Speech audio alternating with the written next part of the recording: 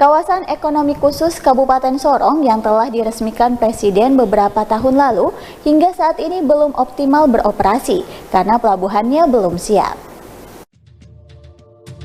Kawasan ekonomi khusus Kabupaten Sorong yang hingga kini belum maksimal beroperasi karena terbentur kesiapan pelabuhan di kawasan itu. Sejak diresmikan, perusahaan BUMD PT Malamoy Olom Wobok yang dipercayakan mengelola kawasan tersebut telah berupaya mendatangkan berbagai investor untuk berinvestasi.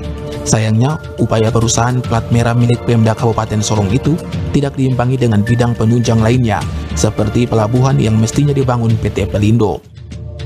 Padahal kawasan ekonomi khusus utamanya di bagian bibir pantai sudah dikontrak para investor sehingga bagian tersebut nyaris tidak tersisa lagi.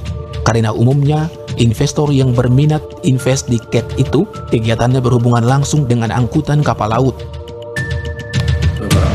Direktur Bisnis BUMD PT Malamoy Olom Wobok, Muhammad Said Nur yang ditemui belum lama ini menyebut pihaknya tidak berwenang berbicara soal dermaga karena merupakan ranah Pelindo. Tetapi ia berharap Pelindo utamanya Pelindo 4 segera menyelesaikan pelabuhan di kawasan KEK agar bisa membawa dampak pertumbuhan ekonomi bagi Papua Barat dan Papua, bahkan termasuk Maluku dan Kabupaten Sorong secara khusus. Beberapa waktu yang lalu kami rapat diundang oleh Kepala KSOP, Ibu siapa itu lupa saya.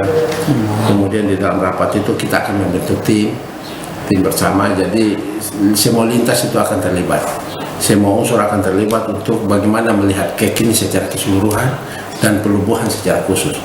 Sekalipun saya waktu rapat itu saya katakan bahwa kita tidak bisa, kita MOW itu adalah bagaimana menarik investor untuk masuk di dalam, sementara pelabuhan itu bukan merupakan urusan MOW.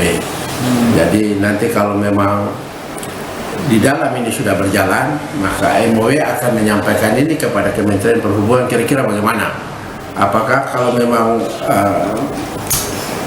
dari Pelindo ini misalnya mereka cepat untuk melakukan KSP dengan Kementerian Perhubungan, maka itu ditangani oleh Pelindo.